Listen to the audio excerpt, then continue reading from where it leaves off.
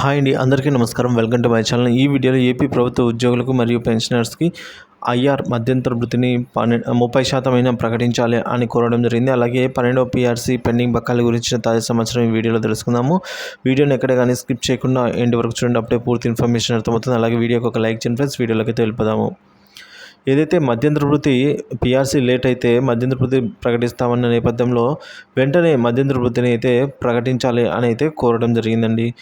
ఉద్యోగ ఉపాధ్యాయులకు 30% మధ్యంతర వృత్తిని వెంటనే ప్రకటించాలి అని ప్రభుత్వాన్ని ఆంధ్రప్రదేశ్ టీచర్స్ ఫెడరేషన్ కార్యదర్శి బి నరసింహులు డిమాండ్ చేశారండి.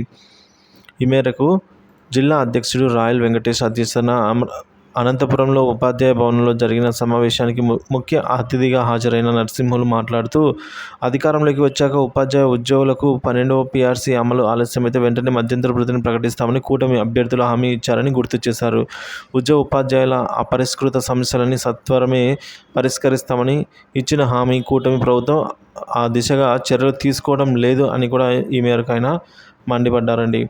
ఇక పాఠశాలల విలీనాన్ని రద్దు చేసి 1వ తరగతి నుంచి 5వ తరగతి వరకు కూడా ప్రాథమిక స్థాయి పాఠశాలను పునరుద్ధరించాలని అన్నారు. సో ఈయన ఏమంటున్నారంటే, అపరిష్కృత సమస్యలు ఏవైతే ఉన్నాయో అంటే పెండింగ్ బకాయిలు, వీటన్నిటిని కూడా సత్వరమే పరిష్కరించాలి, వీటన్నిటిని కూడా వెంటనే చెల్లించాలి అని చెప్పేసి కోరడం జరిగిందండి. యాక్చువల్గా ఉద్యోగికి వారి యొక్క పే స్కేల్ను బట్టి గత 5 సంవత్సరాలుగా వారి యొక్క పే స్కేల్ను బట్టి సుమారుగా 2 నుంచి 4 లక్షల వరకు అయితే పెండింగ్ బకాయిలు అయితే ప్రభుత్వం పెట్టేసిందండి. సో ఇవన్నీ చెల్లించాల్సిన అవసరం అయితే ఉంది.